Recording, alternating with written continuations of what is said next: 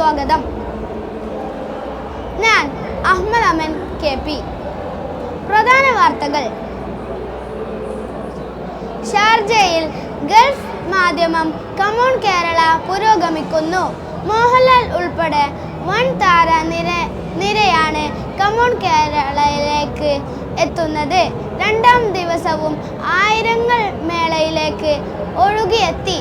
അതിൻ്റെ ദൃശ്യങ്ങളിലേക്ക്.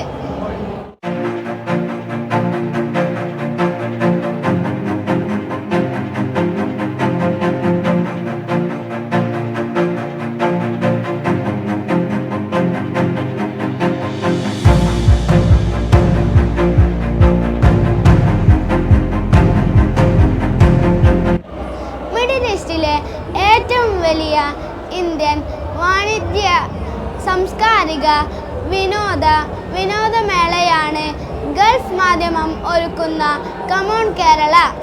പ്രൗഢമായ സദസ്സിൽ മേളയുടെ ഉദ്ഘാടനം ഇന്നലെ ഷാർജ ചേംബർ ഓഫ് കൊമേഴ്സ്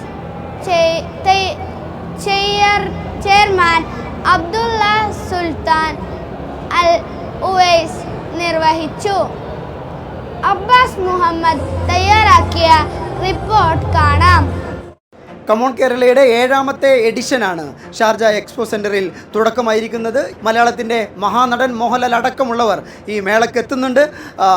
കഴിഞ്ഞ വർഷം ഏകദേശം 2.5 ലക്ഷത്തിലേറെ ആളുകൾ പങ്കെടുത്ത മേളയ്ക്ക് ശേഷമാണ് കൂടുതൽ മിഴിവോടുകൂടി കമോൺ കേരളയുടെ 7ാമത്തെ എഡിഷന് തുടക്കമാകുന്നത്.